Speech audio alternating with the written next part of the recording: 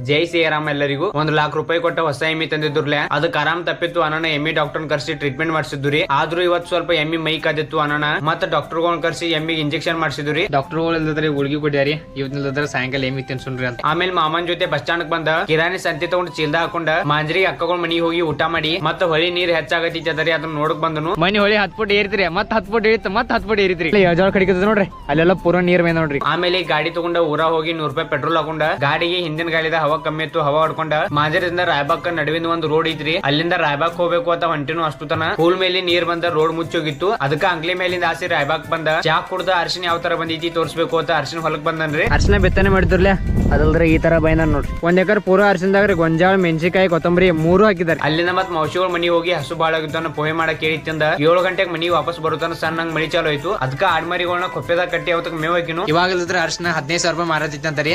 ನಿಮ್ ಹೊಲ ಯಾವ ಬೆಳೆ ಐತಿ ಮತ್ತೆ ಎಷ್ಟು ರೂಪಾಯಿ